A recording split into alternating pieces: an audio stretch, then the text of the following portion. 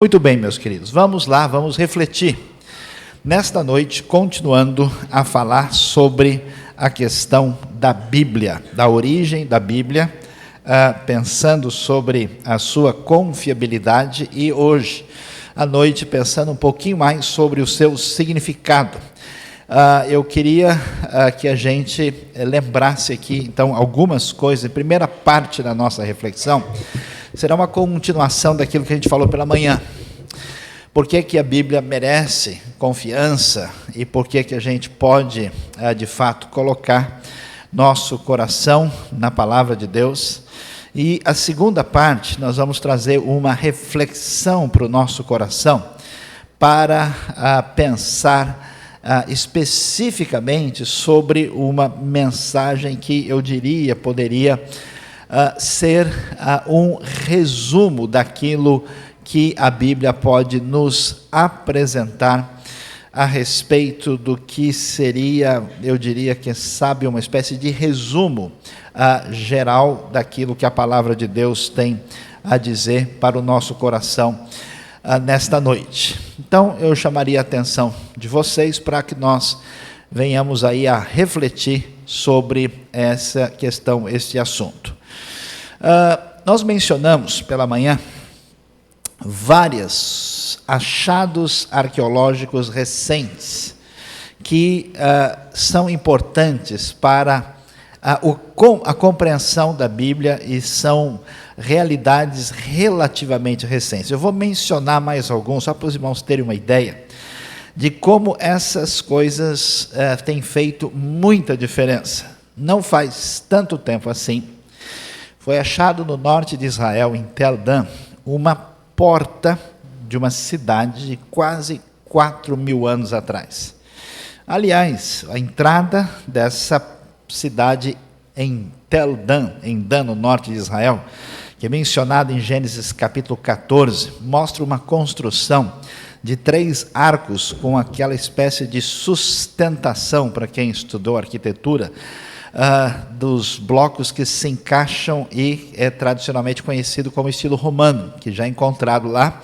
Isso tem sido chamado de Porta de Abraão. De todo o antigo Oriente Próximo, uma única que sobreviveu inteira, está lá no norte de Israel, e é um testemunho da época patriarcal, muito, mas muito seguramente, Abraão passou por ali, e esta é a cidade de Dan, onde ele entra quando o texto de Gênesis 14 fala sobre o assunto. Há um certo tempo atrás era difícil entender muito bem como é que era a vida em Israel antes da chegada dos israelitas, até que, no Egito, num lugar chamado Amarna, capital antiga do Império Médio, eles acharam 380 cartas, as cartas de Amarna. Essas cartas eram uma correspondência escrita em acadiano entre os egípcios e as cidades da terra de Canaã antes da chegada dos israelitas. Essas cartas são muito interessantes porque elas revelam para a gente tanta coisa que fala dos costumes, do jeito de ser, como eram essas cidades que os israelitas vão conquistar, que são mencionadas em Josué, os detalhes, muita coisa foi entendido e compreendido depois que eles puderam não só decifrar a língua acadiana da Babilônia antiga, como também decifrar uma outra língua importante chamada ugarítico, do norte de Israel, na região onde é o Líbano hoje, e que permitiu a gente entender tanta coisa significativa para compreender melhor o Antigo Testamento. Antigamente, algumas pessoas diziam, olha, essa história de Israel está na terra e não sei se dá para a gente acreditar tanto, não.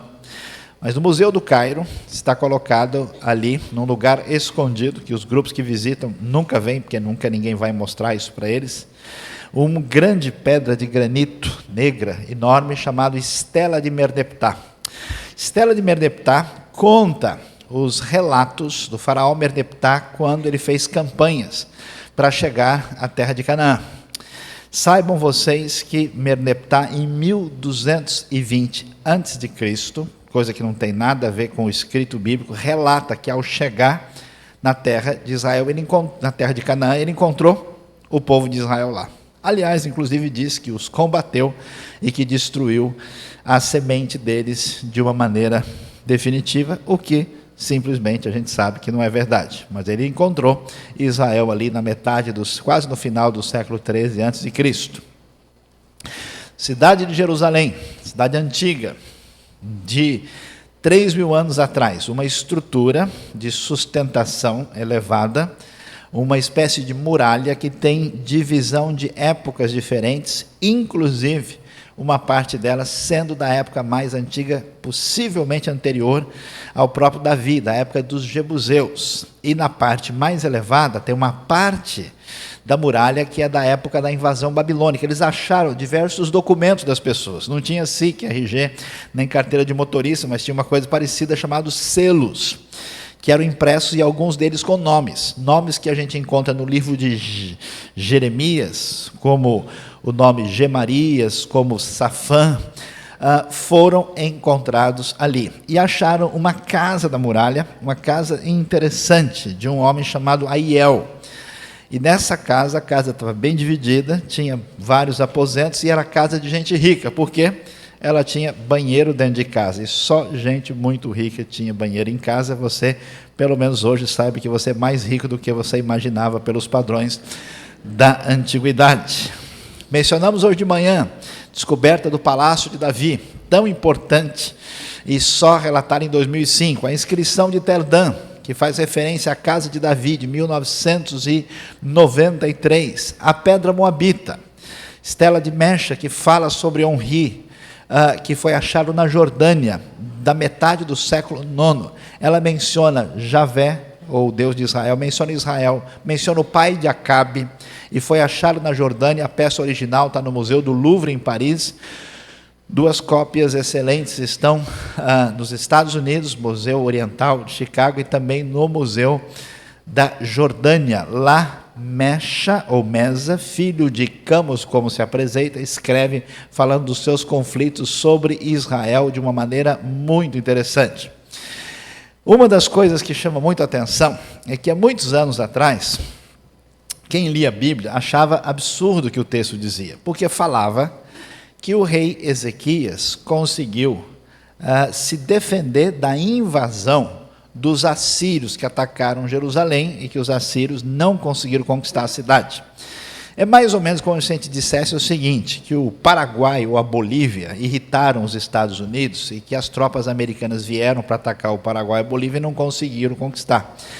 Quem lesse isso dizia, imagina que é possível, isso aí deve ser conversa para boi dormir ou para camelo dormir, já que nós estamos falando do Oriente Médio, né?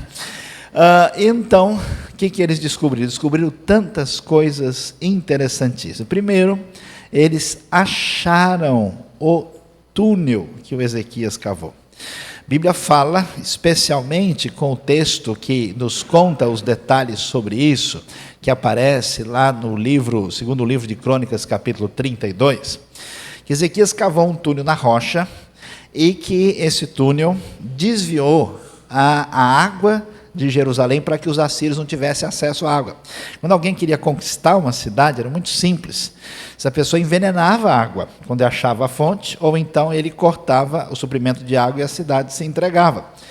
Então, Ezequias escavou lá. Eles acharam não só o túnel, com 530 metros de comprimento, como acharam a placa de comemoração do túnel, a placa muito valiosa que está lá no Museu de Istambul, na Turquia, chamada Inscrição de Siloã, conta os detalhes de como é que isso aconteceu. Ela explica para a gente, por exemplo, que o pessoal veio cavando de um lado e do outro, 700 a.C., e eles se encontraram no meio, martelo com martelo, cavando de um lado do outro. A gente tem até acesso às ferramentas da época que foram descobertas. E essa obra especial de Ezequias, que na época fez Jerusalém ficar 4 vezes maior do que ela era antes. Muito impressionante. E nós achamos o túnel, achamos a placa que conta a história da resistência aí contra os assírios, e achamos o documento na Síria. O nosso conhecido, desconhecido, o senhor Senaqueribe, não tem nada a ver com Ayrton Senaqueribe, que andava rápido, não tem nada a ver com isso, não confunda as coisas. O senhor Senaqueribe, rei da Síria, ele escreveu num cilindro famoso chamado Prisma de Senaqueribe, dizendo que ele foi a Jerusalém, encontrou Ezequias, prendeu ele na gaiola como um passarinho e de lá ele não conseguiu escapar. Quer dizer, a melhor forma dele dizer que ele não conseguiu conquistar a cidade. Ele não podia dizer, eu sou incompetente, não consegui fazer nada. Ele chegou em Jerusalém, desprezou a cidade, falou, essa é Jerusalém que eu tanto ouvi falar, pessoal, todo mundo de folga, depois a gente pensa no assunto. E Deus não permitiu que a cidade fosse conquistada de jeito nenhum.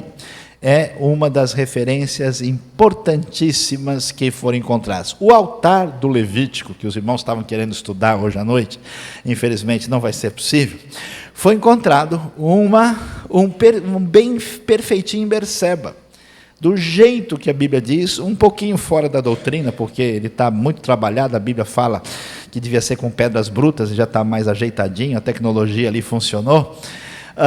E é do século VII a.C., um altar antiquíssimo. Aliás, acharam em Tel Arad, sabe o quê? Uma tentativa de fazer um templo igual de Jerusalém com o Santo dos Santos, o único que já foi encontrado. E encontraram do rei Jeroboão II, rei famoso da época de Amós. Quem gosta de estudar o livro de Amós, o pessoal não gosta muito, eles até cantam, não Amós, Senhor, não Amós, prefere outros profetas, né? Conhece pouco Amós. E então, o servo do Jeroboão, que foi com conflito, teve um conflito forte com Amós, capítulo 7, na discussão com Amazias, acharam o selo do servo dele, Sema, de Jeroboão II, na cidade de Meguido. Além dos manuscritos do Novo Testamento, que a gente mencionou tanto hoje pela manhã, em 1961, estavam escavando em Cesareia Marítima, cidade capital, onde foi achado um monte de coisa. Sabe o que acharam? Na placa que comemorava o famoso Teatro de Cesareia, acharam uma inscrição dizendo o seguinte: Pôncio Pilatos, governador da Judéia, dedicou ao povo de Cesareia um templo em honra do imperador Tibério. Acharam a prova histórica definitiva do nosso amigo Pilatos, que não é invenção histórica, e do imperador romano na época, que era o imperador Tibério. Na cidade de Cafarnaum, né, nós encontramos uma sinagoga do IV século, embaixo dela, uma base do I século anterior, com a cidade, com casinhas pequeninas, e junto dessas casas mais abaixo, você pode reconhecer com facilidade a sinagoga que Jesus entrou, que é a base dessa, a aldeia de Cafarnaum e aquilo que era a casa de Pedro. É tão interessante ler Marcos 1 e olhar para o cenário, você reconhece tudo, e isso é muito tranquilo e seguro, que nós estamos falando de coisas bem objetivas. Recentemente, deu uma seca no Lago da Galileia. O pessoal foi lá, que eles descobriram? Um barco. Barco antigo, e o barco da época de Jesus, um barco de pescador, do tipo em que Jesus entrou. Você chegar lá, o pessoal vai dizer, não, esse aqui é o barco de Jesus. Claro que isso é conversa, não tem como comprovar isso, mas é o tipo de barco da época de pescador, feito de 12 madeiras diferentes, extremamente bem trabalhado, que foi recuperado de uma maneira absolutamente particular e especial. Descobriram recentemente, 1990, o quê? Os ossos do Caifás. Acharam numa obra em Jerusalém, o pessoal estava lá trabalhando, acharam uma caverna, chegaram lá, tinha vários ossuários. A pessoa era enterrada, depois que sobravam só os ossos, eles guardavam numa espécie de caixa de pedra, acharam o nosso conhecido Caifás, que era um sacerdote importante e reconhecidamente encontrado lá. Descobriram em Givat HaMitvar, recentemente, também está no Museu de Israel, um osso de um crucificado da época de Jesus, para saber exatamente como é que era feita a crucificação, onde o prego era colocado. Isso hoje não é coisa difícil da gente reconhecer com facilidade. Quando você lê Atos 19, 22, ou Romanos 16, 23, você vai ouvir falar de um homem chamado Erasto. Erasto era o administrador da cidade. Imagine só, você visita Corinto, além de você achar exatamente o lugar onde Paulo foi julgado, em frente ao tribunal Bema, quando ele está diante de Gaio, a gente sabe que foi exatamente no ano 51, pelo tipo de informação arqueológica que chegou por uma descoberta que está hoje no Museu de Delfos. A gente sabe exatamente, isso ajudou com perfeição a fazer a descrição das epístolas de Paulo. Nós chegamos em Corinto e descobrimos o que? O nome do Erasto no chão, escrito, o administrador da cidade, está lá para qualquer pessoa olhar e ver o nome que é mencionado em Atos 19 e em Romanos 16. Sérgio Paulo, primeira pessoa importante, primeiro líder convertido ao cristianismo. Descobriram o nome dele gravado ao norte de Pafos, na ilha de Chipre, bem grande, em latim, escrito Sérgio Paulo, com o nome procônsul, que é o que ele era aí, para a gente perceber quanta coisa objetiva e específica nós vamos ver que a palavra de Deus apresenta, que até alguns anos atrás era questionado. Eu tenho mais uma lista grande, só das coisas descobertas mais recentes, do ano 2000 para cá. Mas, como os irmãos têm que voltar para casa, têm que dormir essa noite, tem várias coisas na sua agenda, a gente deixa para um segundo momento para pensar sobre esse assunto, tanta coisa importante. O que a gente pode dizer sobre a nossa confiança na Escritura? Por que a gente crê na Bíblia? Em primeiro lugar, nós cremos na Bíblia e temos percebido que a Bíblia é um livro de confiança porque cada época que passa, a história bíblica tem sido muito confirmada pela arqueologia cada vez mais. As referências que chegam vão mostrando isso de maneira muito evidenciada. Segundo, a atitude da Bíblia chama a nossa atenção. Se você for conversar com diversas pessoas de sistemas religiosos, por exemplo, há muitos anos atrás estava conversando com um mórmon, e ele estava tentando conversar comigo, perguntando sobre assuntos. Aí ele perguntou: o senhor conhece a Bíblia? Eu falei: já dei umas lidas assim, já conheço alguma coisa e tal. Então, como é que é? O senhor acha disso? Fomos conversando e tal. E aí eu falei: pois é, e como é que fica tudo aquilo que a gente encontra lá em 1 Nefi, 2 Nefi, Alma, Elamã, todos os livros lá de Mormon, que a gente vai lá, a gente não acha, né? Aliás, as placas que o Anjo Moroni teve contato junto com Joseph Smith, ele levou para o céu, não ficou nada aqui. Os manuscritos da Bíblia a gente acha em vários museus do mundo. Como é que fica? Como é que fica a confirmação disso? Aí ele disse: bom, isso aí não tem jeito. Você tem que perguntar para Deus e ele vai responder no seu coração. Então você pergunta para ele que ele vai dizer. Eu falei: eu já perguntei, ele disse que não é verdade. Aí ele insistiu de novo: mas pergunta de novo. Ele respondeu de novo que não é. Aí eu falei: quantas vezes eu tenho que perguntar? Assim não vale, não brinco mais, né? Porque a coisa não tem sentido. De fato, diferentemente de um sistema desse, ou de diversos tipos, a Bíblia não tem medo de nada. Ela nos convida à verificação dos fatos. O que Isaías fala? Para a gente vir e raciocinar, arrazoar. Em vez de criar um sistema religioso que não pode ser verificado, a Bíblia deixa em aberto e chama a gente ao raciocínio. Terceira coisa que chama a atenção: é muita profecia bíblica em grande quantidade que se cumpre através da história. Uma das coisas mais impressionantes é a própria preservação do povo de Israel através dos anos. Não tem sentido, é uma nação, não existe nenhum caso na história de uma nação que conseguiu, sendo fraca, sobreviver na sua própria terra. Quanto mais espalhado pelo mundo, manter a sua cultura.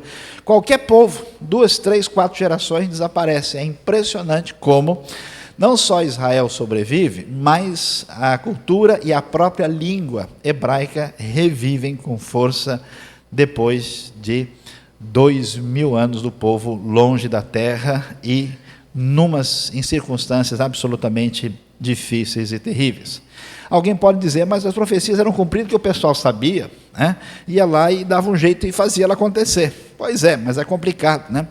Como é que Jesus ia se colocar numa sepultura de rico, né, numa sepultura boa, se ele mesmo foi morto? Então tem um monte de profecia que a gente não consegue cumprir. A quantidade de profecia bíblica que se cumpre é mais uma razão para a gente levar a Bíblia a sério. A Bíblia, quarta coisa, chama a responsabilidade para si.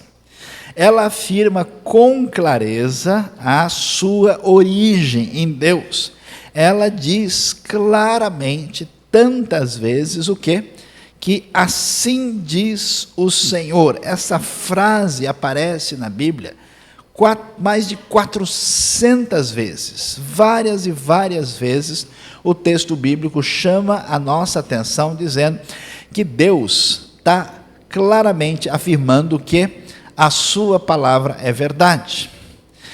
Além dessas evidências que a gente coloca como objetivas, definidas na história, como arqueologia, como a questão da verificação dos fatos, tal, uma das coisas que agora tem um outro tipo de avaliação e que chama a nossa atenção é que a Bíblia é o livro mais lido da história humana, inclusive até hoje. Isso é impressionante porque qualquer livro, ele tem uma dificuldade muito grande de atingir as pessoas.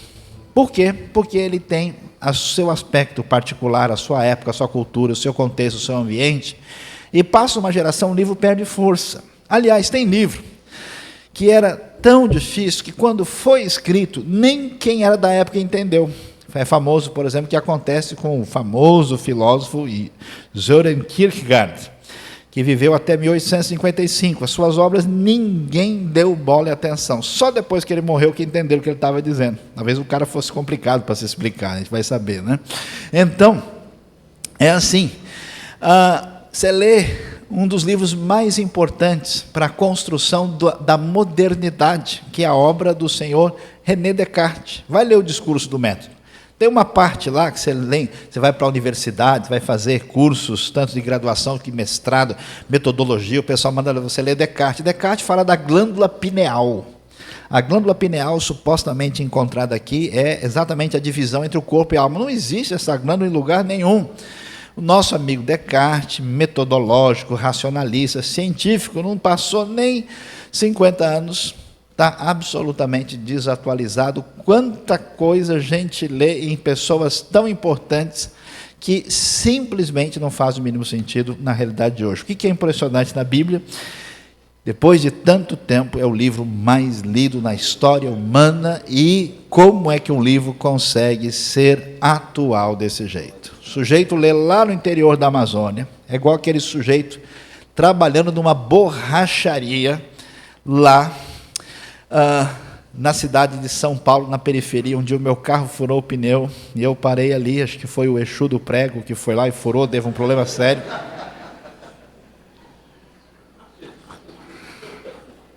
Parei ali, e quando comecei a conversar com ele, ele estava com o Novo Testamento na mão, inclusive era até um texto da NVI, e ele não era crente. Ele começou a ler aquilo pela primeira vez, ele falou com um jeito bem simples, mas moço, esse livro aqui, esse negócio é bem forte, né, não? Eu falei, parece que é. Mas por quê? Não que eu estava lendo esse negócio aqui, nunca tinha lido, não. Rapaz, as coisas que a gente lê vai rodando na nossa cabeça, de noite estava rodando lá dentro de mim.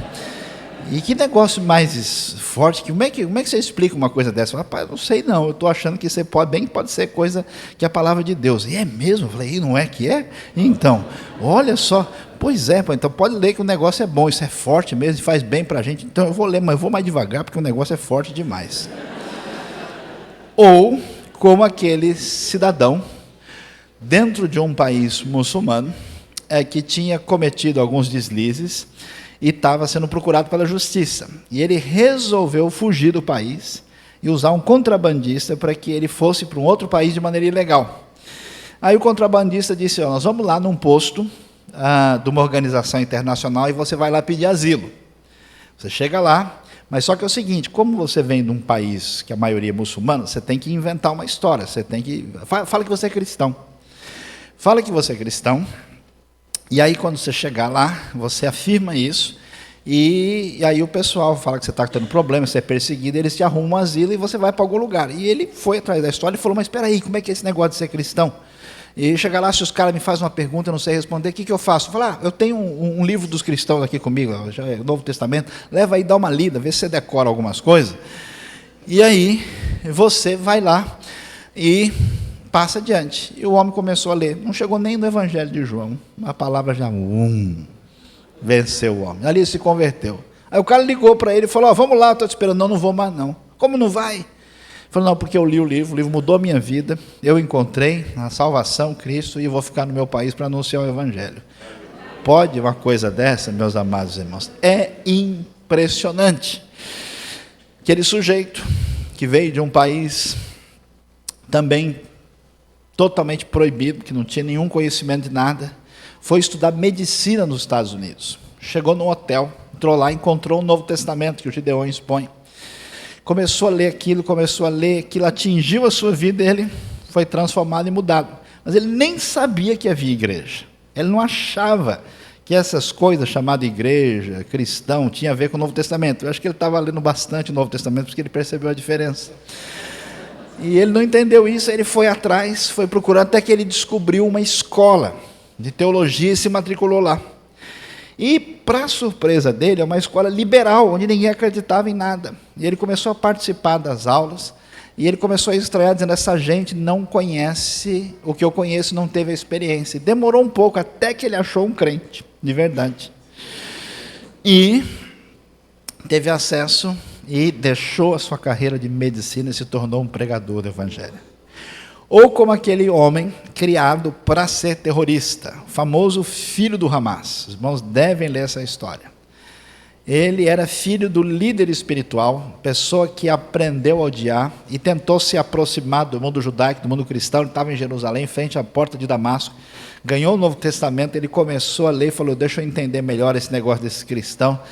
Aí ele foi mais fácil, não passou nem de Mateus, Sermão do Monte. Quando ele ouviu a frase que alguém deve amar o seu inimigo, alguém que só aprendeu a odiar a vida toda, ele disse que o Novo Testamento foi entrando dentro dele, com tal força e poder, que quando ele foi ver, ele já estava para lá de Bagdá, não, estava para cá de Bagdá, atingido pelo poder do Evangelho. Meus queridos, além da Bíblia ser o livro mais lido do mundo, o poder da atuação da mensagem da Bíblia é visto em qualquer povo, em qualquer época, em qualquer classe social, em qualquer lugar. Nada tira a pessoa da situação de afastamento de Deus como o Evangelho. Não só a gente vê esse poder atingir todo tipo de gente, mas a transformação de vidas pela mensagem bíblica é indiscutível. Nenhuma mensagem tem esse poder.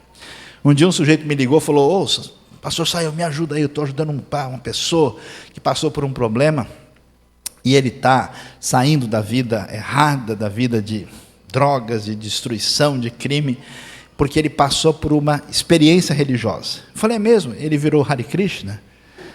Aí, não, ele agora é crente aí da Assembleia de Deus. Eu falei: entendi. Nenhuma experiência religiosa tira a pessoa da lama, da desgraça, do pecado no seu Evangelho de Cristo, porque é exatamente o poder de Deus.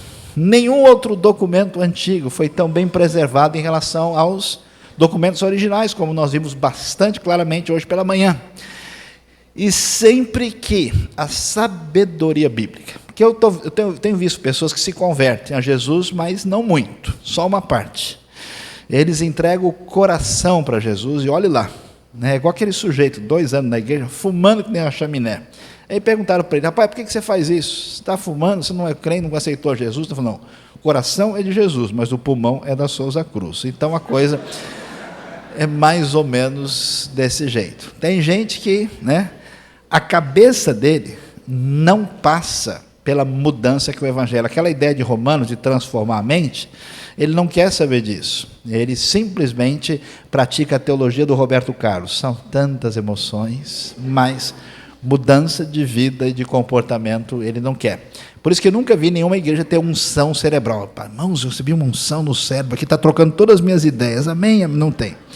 Só adrenalina gospel. A pessoa fecha o olho, levanta a mão e chupa o dente, e amanhã continua fazendo o que não deve. Não pode ser desse jeito. É necessário mudar o comportamento, mudar a mentalidade. Por isso, sempre que a sabedoria bíblica, os preceitos, a prática da verdade é aplicado na vida ou numa sociedade, nós vemos a mudança disso. Sabe os europeus? Quem eram os europeus tão até indevidamente badalados pelos brasileiros e outros povos, era um monte de índio loiro. Esse pessoal comia carne de cavalo crua, esse pessoal morava em árvore, matava gente. Os antigos vikings, os ancestrais dos escandinavos, eles eram piores do que os chavantes e esses indígenas do interior aí da nossa nação. O pessoal glorificava a guerra. Se o sujeito morresse fora da guerra, ele ia para o inferno. O inferno era gelado, era uma fria. O Valhalla da mitologia nórdica. A loucura tomava conta desses povos que não conheciam a Deus. Alguns moravam em árvores, eram absolutamente selvagens, por isso eram chamados de bárbaros. O que mudou a história da Europa? O poder do Evangelho. Foi a chegada do cristianismo, foi a civilização, a barbárie.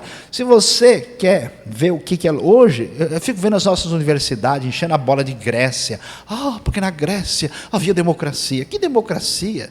Democracia nada, democracia era 10% da população. Só quem era cidadão, e cidadão, mulher está fora, escravo está fora, gente de segunda categoria está fora. Que democracia é essa?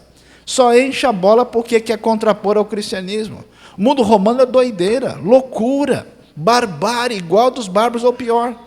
Vai ler a vida dos 12 Césares, de Suetônio, para você ver a loucura, barbárie. O que fez diferença na história da civilização foi a palavra de Deus, a Bíblia. Mensagem que aprendeu a respeitar o ser humano, valorizar a pessoa, entender o que é dignidade, entender o que é direitos humanos, que hoje está mal compreendido. Toda vez que os preceitos bíblicos foram aplicados a um grupo, a uma nação, ela foi abençoada com isso. Ou seja, a Bíblia não tem para ninguém. Nenhum livro, nada, nenhuma peça da literatura se compara à Escritura Sagrada, que deve ser referência para a nossa vida. Conselho de verdade para os irmãos: leiam a Bíblia, comam devagar, igual a gente toma sorvete de chocolate com nozes. Não tem aquele mega que vem amêndoas, negócio. Amém, irmãos? Quem foi abençoado nessa noite? Oh, glória! Agora eu senti que foi comigo, uma unção aqui, pastor. Comam a palavra, meditem nela, permitam que a palavra produza um impacto, porque a gente às vezes tem um preconceito com a Bíblia, como se a Bíblia tivesse um monte de mandamentos. Não é bem isso. A Bíblia tem toda uma sabedoria, um jeito de lidar com a vida, com Deus, com a realidade, que é impressionante. O Ministério da Saúde Espiritual Adverte pode fazer muito bem a sua vida. Pensando nisso, a gente vai refletir um pouquinho sobre o que a gente poderia escolher na Bíblia para a gente apresentar um texto aqui que pudesse transmitir para a gente o significado da palavra de Deus. Quando a gente lê, nós estamos acostumados à ideia de pecado. E quando a gente pensa em pecado, que afasta a gente de Deus, da sua palavra, a gente geralmente acha que pecado é principalmente a pessoa beber, fumar, fazer coisas erradas socialmente, aquilo que a gente entende como mundanismo. E às vezes perde a dimensão de que está a raiz disso. Olhando para vários livros bíblicos, o problema principal do ser humano envolve duas coisas. Primeiro, é a rejeição de Deus e da sua palavra, aquela ideia de Romanos 1, que eles não receberam a mensagem de Deus. Essa atitude gera um tipo de idolatria, construir deuses à nossa imagem, a pessoa, o ídolo, na verdade, é o espelho. Quem adora um ídolo, adora-se a si mesmo disfarçadamente. O grande pecado do homem contra Deus na Bíblia é a idolatria. E a marca desse comportamento, psicologicamente falando, aparece na vida da gente pela atitude de arrogância e prepotência. Se você lê os Salmos, o Salmo nunca critica o que a gente entende como mundano. Ele critica o arrogante, ele critica o orgulhoso, ele critica as pessoas que acham que não dependem de Deus. Isso é tão sério que alguém pode, com a Bíblia na mão, desenvolver um tipo de espiritualidade doentia. Porque se a gente está em contato com a Bíblia, meus queridos irmãos, a gente baixa a bola rapidamente e enxerga Deus e o nosso lugar. Como isso é uma das coisas mais importantes, e na verdade todos os pecados que a gente comete, tanto os pecados ligados à sexualidade, todos os pecados ligados ao uso indevido de dinheiro, todos os pecados de relacionamento com as pessoas, envolvem sempre um processo perigoso de ilusão de poder. Por que uma pessoa se envolve com outra pessoa indevidamente para ter um relacionamento pecaminoso? Porque ele, de alguma maneira, ele ou ela se acham e criam uma fantasia, uma ilusão que não tem nada a ver com a realidade. Por que alguém mete os pés pelas mãos e faz bobagem? Porque ele vive numa sociedade que levou a gente a comprar aquilo que a gente não precisa, com o dinheiro que a gente não tem, para parecer aquilo que a gente não é, para agradar as pessoas que nem conhecem a gente direito. É um negócio tão doido. A pessoa vive numa espécie de ilusão. Então, na busca desse mercado mitológico, assustador e pecaminoso, as pessoas fazem de tudo para trazer bugigangas do shopping, colocar dentro da sua casa, para depois não saber o que fazem com elas. Como aquela mulher que eu vi na televisão, dando uma entrevista dos 400 pares de sapato que ela tinha. Ela não virou uma centopeia, portanto, ela não usa grande parte deles e nunca vai usar. Além disso, a gente vai descobrir que essa atitude é o grande problema que é a raiz da questão. Por isso, vale a pena lembrar da história, que aparece em 2 Samuel, capítulo 24. Diz o texto lá que, mais uma vez, estranho o texto. Aliás, a Bíblia sempre traz palavras estranhas. Se você prestar atenção, quando a gente lê rápido e acha que já está lá o que está na nossa cabeça, a gente nem presta atenção. Mas o texto é feito muitas vezes para levantar uma pergunta na gente. Mais uma vez o Senhor irou-se contra Israel e incitou Davi contra o povo, levando a fazer um recenseamento de Israel e de Judá. Então o rei disse a Joabe e aos outros comandantes do exército: vão por todas as tribos de Israel, de Dan a Berseba, e contem ao povo para que eu saiba quantos são. Joabe, porém, respondeu ao rei: que o Senhor, o teu Deus, multiplique o povo por 100, e que os olhos do rei, meu senhor, o vejam. Mas por que o rei deseja fazer isso? Mas a palavra do rei prevaleceu sobre a de Joabe, sobre a dos comandantes do exército. Então eles saíram da presença do rei para contar o povo. O que a gente vai começar a descobrir nessa história? Nós costumamos lembrar e falar bastante do pecado de Davi com Batseba, porque ele tem uma dimensão mais pessoal, relacional, mas dificilmente a gente dá muita atenção para um caso desse, que na Bíblia é tão grave quanto.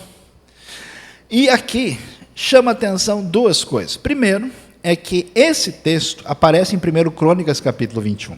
E lá fala que foi Satanás que levou Davi a fazer o recenseamento. E aqui diz que foi o Senhor que irou-se contra Israel e incitou Davi a fazer isso. Como é que a gente entende isso?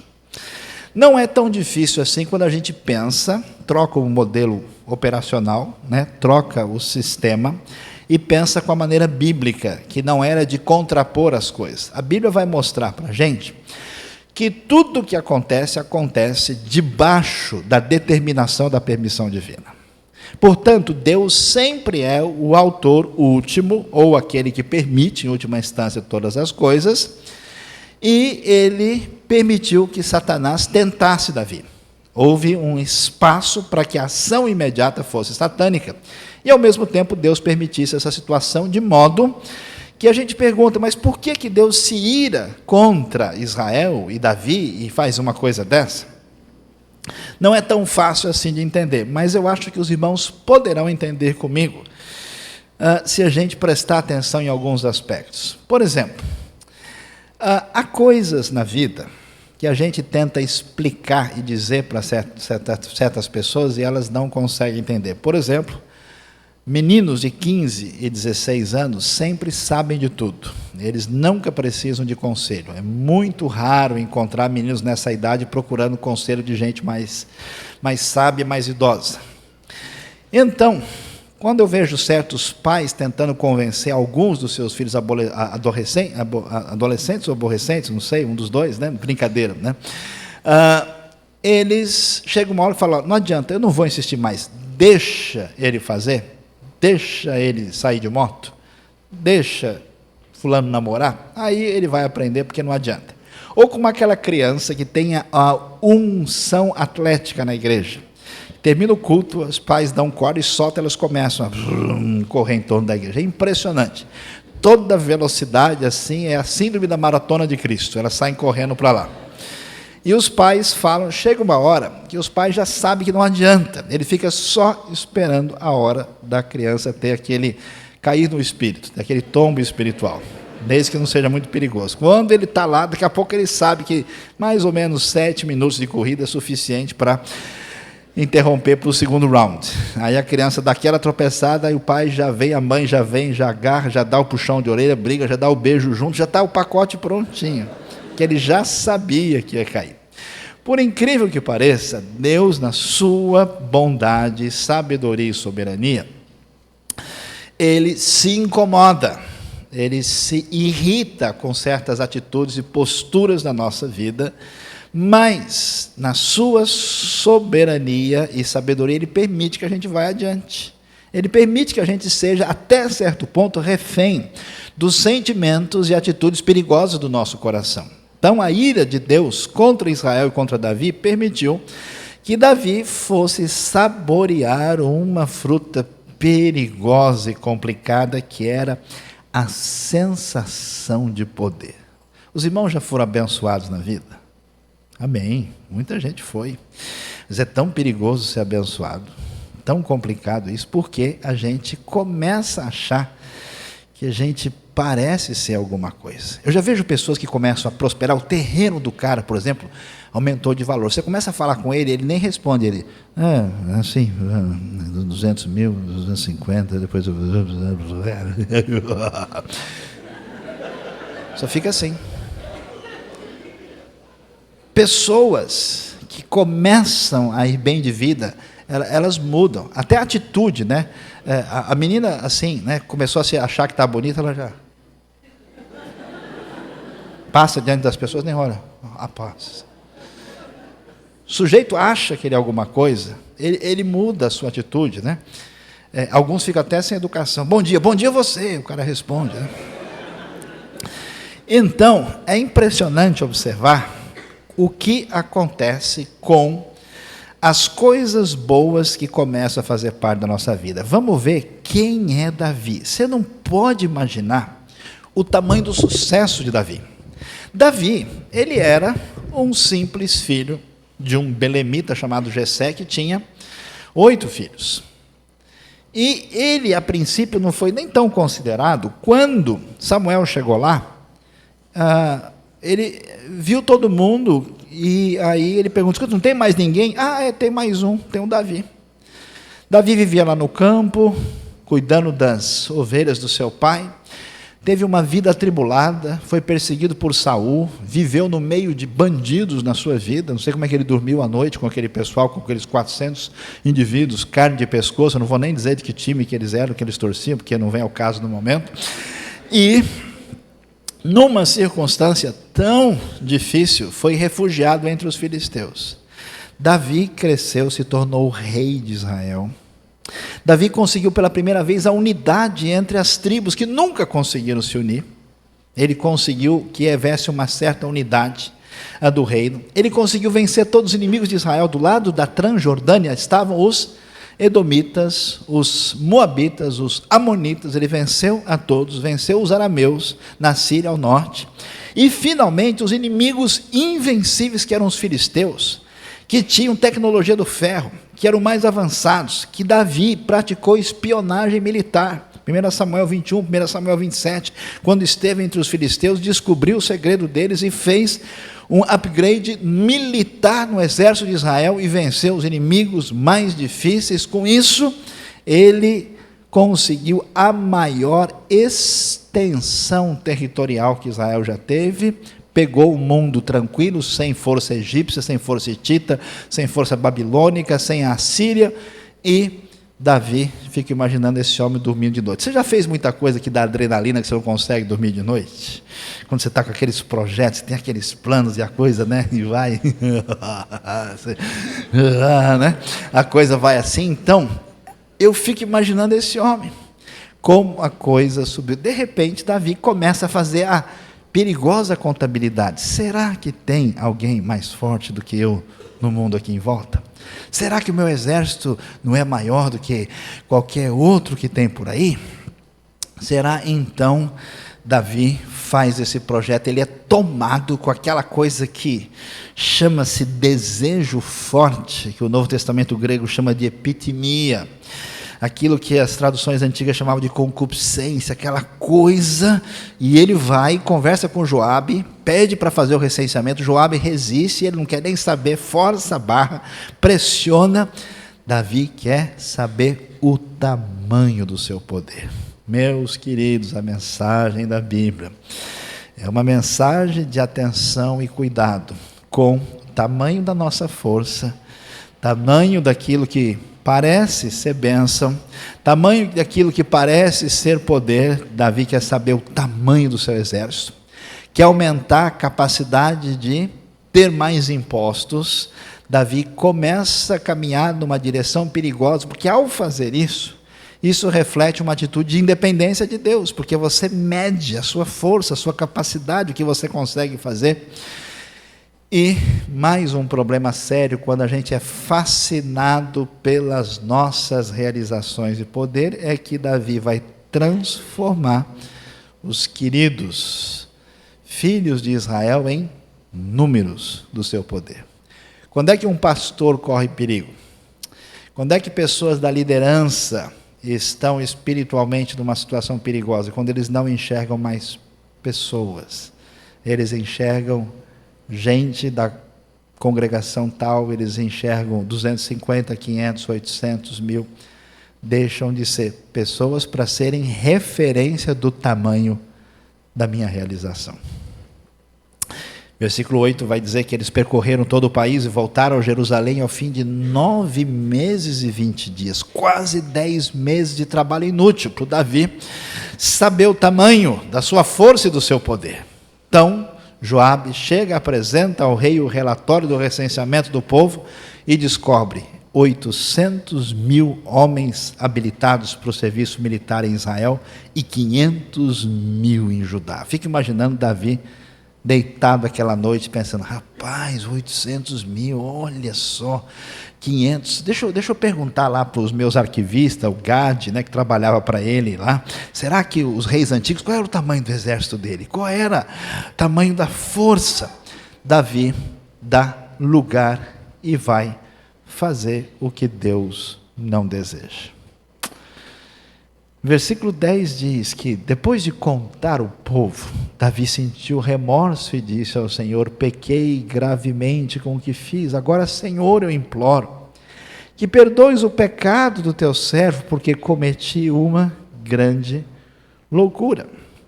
A Bíblia fala das dificuldades que envolvem a nossa trajetória.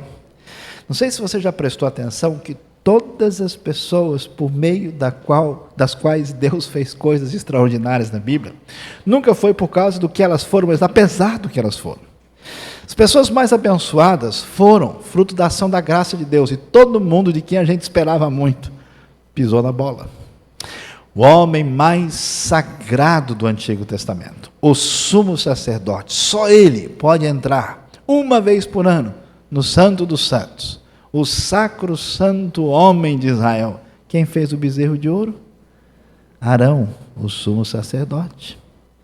Quem fez as coisas mais estranhas do Antigo Testamento, em 1 Samuel? O famoso rei Davi. Quem foi o homem mais sábio da história? Salomão, seu filho. E é interessante ver como Salomão vai fazer tanta coisa que a gente não diria que é fruto de sabedoria depois. O lugar da conquista pode ser o lugar do esquecimento e do afastamento de Deus. Mas, meus queridos, Deus é bom. Deus é tão legal, Deus é tão impressionante, que Ele mexe com a gente. E é interessante quando a gente faz o que é errado e peca. Depois que acaba o pecado, dá uma sensação tão ruim, tão complicada. É parecido com festa de aniversário que termina às 2h da manhã. Os irmãos já viram que coisa terrível? A gente vai na festa e ri, e conversa, aquela coisa toda, e come, né?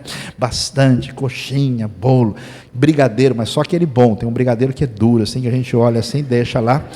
Tem uns que são brilhantes, assim, que a gente vê, fala, já chega perto e fala, eu vou pegar primeiro que vai acabar logo. Amém, irmãos?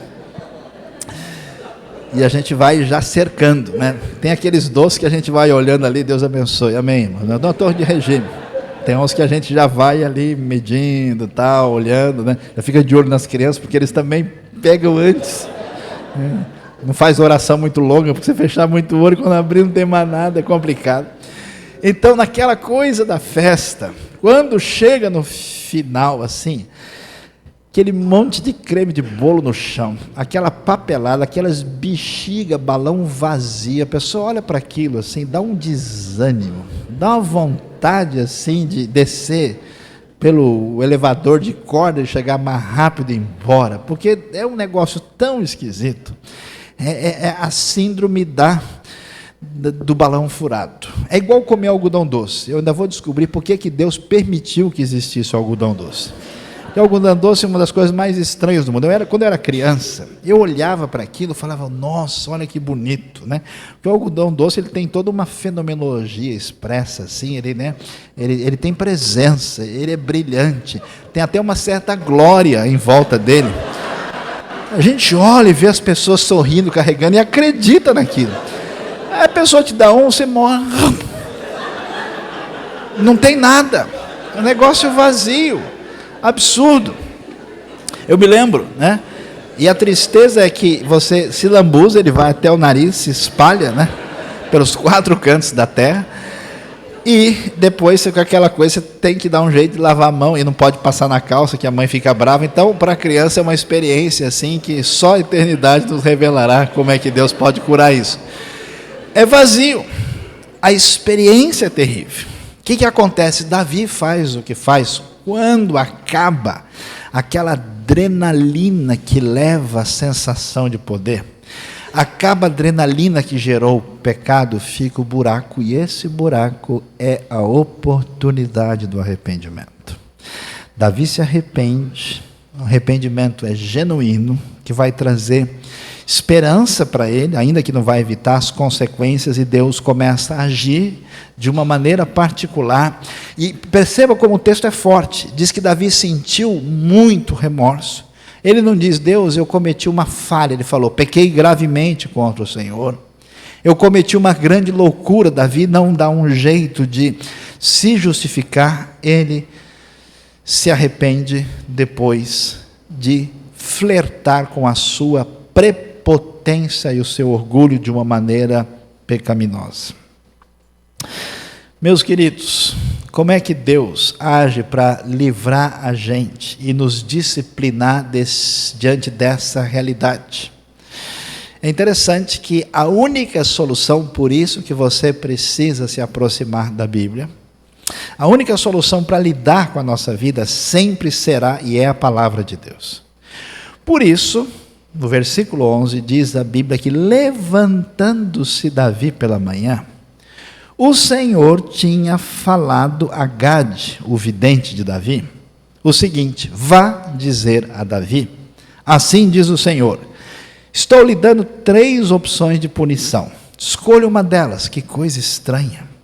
E eu executarei contra você. Então Gade foi a Davi e perguntou, o que você prefere? 3 anos de fome em sua terra, 3 meses fugindo dos adversários que o perseguirão, ou 3 dias de praga que vinham diretamente de Deus na sua terra? Pense bem e diga-me o que deverei responder àquele que me enviou. Eu leio esse texto, eu fico surpreso. Sabe por quê? Porque parece muito estranho que Deus vai enviar o seu mensageiro agora. Na minha cabeça, eu esperaria que Deus mandasse o mensageiro antes de Davi pecar, para impedir. Deus, agora não adianta, ele já fez errado. Não é possível, o Senhor deveria ter mandado quando o bicho estava pegando, quando a coisa estava forte em Davi. Aí sim era a hora de Deus falar, Davi, eis que eu te digo, Davi, não faça isso. e vim lá uma palavra forte.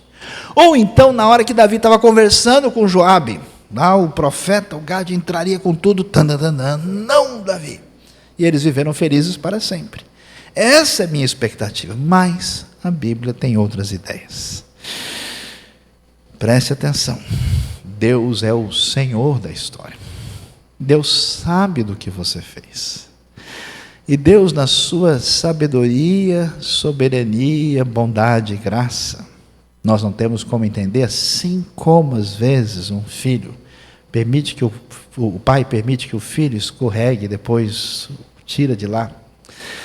Deus sabe que o problema maior nosso orgulho, provavelmente só vai ser tratado às vezes com uma escorregada, porque ele é o problema mais profundo. E Deus permite que a gente entre numa situação que a gente vai sentir e saber qual é a maior necessidade que nós temos. Deus permite que Davi venha falhar. E agora manda a palavra aqui, não é tarde demais. É o tempo de Deus. Por isso, olhe para a sua vida, você que está desanimado, espiritualmente travado, com dificuldades e não resolvidas no coração, e entenda que Deus tem a hora de agir na vida da gente. E quando Deus vai agir, Ele vai colocar as coisas para Davi de uma maneira bastante surpreendente. Primeiro que em vez dele chegar e dizer, Davi, você errou, aqui está o castigo, ele não faz isso. Ele deixa Davi em dificuldade, você pode ler o verso 14, ele diz, Davi respondeu, é grande a minha angústia. Porque qual é o problema da sua vida? O que é que realmente prejudica você? Onde é que está a chave da nossa existência? Está na arte de tomar decisões. A maior parte das pessoas na vida tem a sua vida prejudicada por decisões equivocadas. Quando é que você conhece uma pessoa? Quando você vê ela decidindo. E é tão complicado fazer isso. Gente, por exemplo, que é refém do seu medo, que é refém dos seus temores pessoais, que tem o pé no freio o tempo todo, nunca realizam nada na vida, porque não tem coragem de decidir. Gente omissa, que nunca faz nada e sempre espera que alguma coisa venha tomar decisão por ele. É a covardia perante a vida. E tem gente que é ao contrário, que é louco varrido, doido. É uma pessoa que não tem freio nenhum, só acelerador, vive batendo contra todos os muros e postes da cidade. Só faz bobagem. Toda hora a pessoa tem que começar do zero, porque cada ano ele se arrebenta. Porque ele não sabe tomar decisões. Por quê? Porque quando somos reféns da nossa independência, da nossa pretensa onipotência, a gente só faz bobagem, meus irmãos. Davi, vamos voltar à lição número 1? Agora você vai decidir, de uma maneira estranha. Você quer apanhar, Davi? Escolha o chinelo. Qual é o cinto que você vai querer?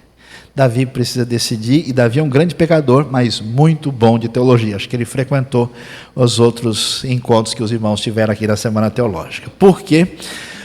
A escolha teológica dele é perfeita. Prefiro cair nas mãos do Senhor, porque é grande a sua misericórdia cair na mão dos homens. Isso é muito importante. Sabe por quê? Se Davi não tivesse se arrependido, sido curado, ele teria dito, não, manda os inimigos porque eu resolvo, porque eu tenho um exército grande. Não, deixa comigo que eu resolvo essa parada. Quando ele diz, joga nas mãos de Deus, a coisa já chegou no ponto que Deus desejava. E Deus, então, a Bíblia diz que o Senhor enviou uma praga sobre Israel desde aquela manhã até a hora que tinha determinado, e morreram 70 mil homens do povo, desde Dan até Berseba, porque a disciplina de Deus chegou. Deus agiu, não livrou Davi da sua escolha. E a gente pergunta, mas por que morre 70 mil? Porque Deus está mostrando para Davi, Davi, você acha que você é alguma coisa? Você acha que você tem poder mesmo? Você acha que seu exército é muita coisa? Quer ver? 70 mil a menos. Eu, alguns anos atrás, encontrei um irmão que me fez pensar bastante na vida. O homem estava comendo assim, e o maxilar dele travou, não abria mais. Ele estava no interior, demorou para chegar na capital, calcificou, ele não abria mais, só comia sopa. Encontrei com ele no exterior para fazer uma operação muito grande. Eu nunca tinha pensado que o meu maxilar tinha funcionado a vida toda, porque Deus tinha permitido isso. À noite, antes de dormir, eu fui lá na frente do espelho e fiz assim várias vezes. Não sei se você masca chiclete ou se faz coisa parecida, mas quantas vezes você mastigou essa semana? Meus queridos, qualquer coisa que não funcionar direito no nosso sistema de circulação, amanhã você não lembra nem o seu nome direito. Deus quer revelar para a gente que nenhuma base do nosso poder realmente sustenta coisa alguma. E aí a coisa começa a ir na outra direção. Por quê? Verso 16 diz que quando o anjo estendeu a mão para destruir Jerusalém, o Senhor arrependeu-se de trazer essa catástrofe e disse ao anjo: pare, já basta. Naquele momento, o anjo do Senhor estava perto da eira de Araúna, o Jebuseu. Ao ver o anjo que estava matando o povo, disse Davi ao Senhor: fui eu que pequei e cometi iniquidade, esses não passam de ovelhas, o que eles fizeram? Que o teu castigo caia sobre mim e sobre a minha família. Davi, Deus trabalha na vida dele, ele se arrepende do pecado, ele aprende a escolher de novo, ele entende que ele depende de Deus, e a coisa tão bonita acontece aqui, quando Davi vê o pessoal morrendo por causa da praga, aquilo machuca o seu coração, ele diz: Deus, não, eu e a minha família que merecemos isso. Aquele homem que via as pessoas apenas como números, agora é reconduzido à sensibilidade. Talvez a gente não se lembre com facilidade que um dos problemas mais sérios que existe com a nossa vida é acostumar-se com as coisas maravilhosas de Deus. Eu gostaria que os irmãos aqui fossem que nem criança. É tão legal ser criança. Criança vê um tatuzinho e fica feliz da vida. Olha lá como ele faz, a bolinha, eles dão assim, daqui a pouco o tatu abre de novo. É festa só. A gente nem enxerga direito os pássaros e as nuvens que a gente via tanto tempo atrás. Cabeça tão cheia de perturbação, tanta insensibilidade. Ouve coisas extraordinárias e se acostuma com ela. Um dos maiores problemas que nos afasta da Bíblia, da palavra de Deus, chama-se insensibilidade. Isso até a gente entende, mas não mexe dentro da gente. Davi é perdoado, Davi é restaurado, e de repente, quando a gente lê o texto, ele entra num assunto que parece não fazer sentido. Os irmãos viram o versículo 18? Naquele mesmo dia, Gade foi dizer a Davi: vá e edifique um altar ao Senhor na eira de Araúna, o Jebuseu. Davi foi para lá em obediência à ordem que Gade tinha dado em nome do Senhor. A pergunta é: que história é essa? Se pegasse um estudioso liberal e fala: não, aqui mudou de assunto, isso é uma outra tradição que veio não sei de quem, não sei quando, e que não tem nada a ver com a história, o que está acontecendo aqui? Meus queridos, o que a Bíblia começa a dizer para a gente? A Bíblia nos ensina sobre pecado, sobre os nossos limites, sobre lei de Deus, sobre maneira de conduzir a vida, sobre decidir corretamente com sabedoria, e ela nos ensina sobre como chegar perto de Deus. Isso tem a ver com culto. Por que agora Deus vai pedir para Davi fazer um altar? Por quê? Só depois que alguém é perdoado e restaurado é que essa pessoa cultua direito. Hoje em dia eu tenho visto muita gente que faz show gospel. É diferente de culto de alguém que adora a Deus. Eu tenho visto pessoas que têm performance artística, eu tenho ficado assustado com gente que participa de louvor e não tem qualquer sensibilidade para a palavra, e até às vezes sai para nem ouvir o que vai ser falado. Só é possível adorar de verdade quando a gente é perdoado. É igual um rapaz que eu conheci alguns anos atrás, que passou por uma experiência interessante. Se afastou de Deus, fez bobagem na vida, sofreu um acidente, foi restaurado, curado, trabalhado por Deus, passou por uma experiência maravilhosa. Era tão legal conversar com ele, porque o homem já tinha uma certa idade, já tinha uma caminhada, mas ele sorria que nem uma criança. O olho brilhava. E era difícil falar sobre coisas de Deus sem que alguma lágrima brotasse no canto do olho. Então, Davi vai edificar agora um altar ao Senhor. E ele vai lá e chega lá. Quem está lá? O lugar fica na parte mais alta de Jerusalém em relação à cidade de Davi. E ele encontra uma eira que pertence a Araúna, um jebuseu. Quem que é um jebuseu? Um simples e pagão. O jebuseu era quem morava em Jerusalém antes. Davi vai lá. Ele não precisa fazer nada para respeitar o jebuseu. Ele é o rei de Israel. Por que ele fez as bobagens que ele fez? Porque ele agiu como rei que é dono de tudo. Agora ele chega, o jebuseu já chega se entregando. Lá vem o rei, pronto, estou perdido. Ele fala, não, pega ele, eu dou os bois, eu entrego tudo, está tudo certo, está aí. Davi, você realmente é dono do poder? Agora Davi está diferente. Ele diz, não, eu vou pagar o preço certo, eu vou fazer tudo direitinho, eu não vou oferecer nada a Deus que não me custe sacrifício. E a Bíblia vai terminar dizendo que Davi edificou ali, versículo 25, um altar ao Senhor. E ofereceu holocausto e sacrifício de comunhão. Então o Senhor aceitou as súplicas em favor da terra e terminou a praga que destruía Israel. Davi vai ser restaurado. Davi vai cultuar a Deus. Deus vai mostrar o seu poder e o triunfo da graça na vida de Davi. Mas, meus queridos, o que me deixa mais impressionado, e que exatamente eu quero que vocês prestem atenção nessa noite, que vocês levem desta semana essa palavra que a gente vai dizer agora, é que quando a gente lê 2 Crônicas, capítulo 3, verso 1, a Bíblia diz assim, então Salomão começou a construir o templo do Senhor em Jerusalém, no Monte Moriá, onde o Senhor havia aparecido a seu pai Davi, na eira de Araúna, o jebuseu, local que havia sido providenciado por Davi. Uma das razões porque eu não canso de acreditar no triunfo completo e total do Evangelho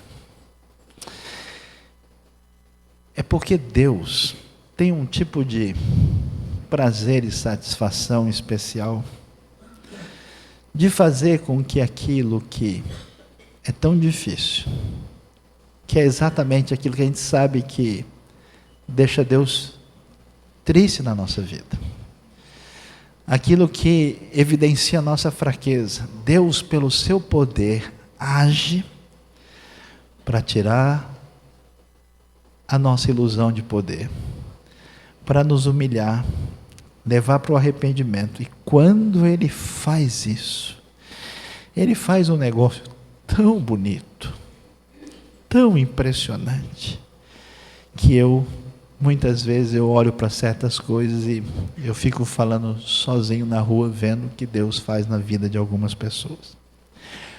Quando o pessoal subia no templo do Senhor, templo sagrado, que as pessoas entravam lá, toda a glória de Salomão, o lugar externo, o lugar santo, o lugar santíssimo, o lugar mais sagrado da história de Israel, o lugar que representava a presença de Deus, onde foi colocada a Arca da Aliança com tudo. O que está por trás dessa história? A história de um lugar que pertenceu a um gentil, Jebuseu Araúna. A história que lembrava o pecado mais triste de Davi, de tentar concorrer com Deus, de se achar poderoso e de sentir-se o dono da situação. Quando Deus age na nossa vida, quando Ele recupera a gente da nossa maldita prepotência e sentimento de domínio, e a sua graça triunfa, Ele faz as coisas mais feias que existe na vida da gente se tornar coisa mais linda, mais sagrada, mais especial. Por isso é tão bonito ver gente, como eu tenho visto na minha vida, que não tinha nenhuma esperança, gente que capotou, gente que fragilizou, mas quando Deus mexe, o lugar do Jebuseu vira o Santo dos Santos. Essa é a mensagem da Bíblia para a vida da gente. Baixe a sua cabeça em oração.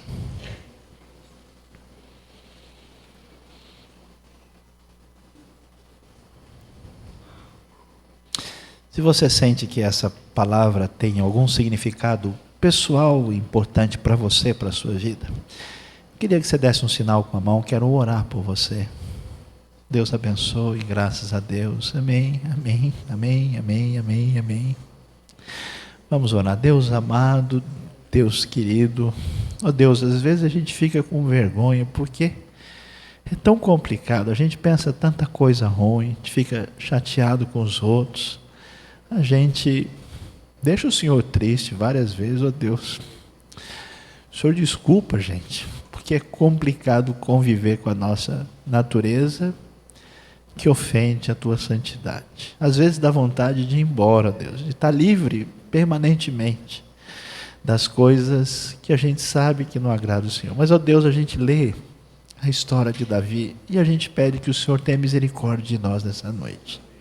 Daqueles que se chegam a Ti, ó Deus, não permita que a nossa prepotência e arrogância nos afaste de Ti, ó Deus, e nos deixe ir na direção que a gente não pode ir.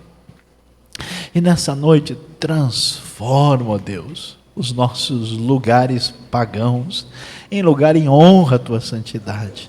Perdoa o nosso pecado, age na nossa vida, manifesta o Teu poder, a Tua graça, o Teu perdão, porque essa é a mensagem da Tua palavra. Cura, passa o Teu bálsamo, derrama a Tua graça, age com poder na vida daqueles que estão diante de Ti, ó Deus, pedindo o toque da graça e do Teu trono na nossa vida.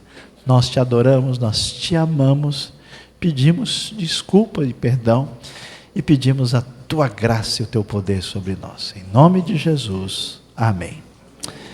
Deus abençoe o nosso coração nessa noite.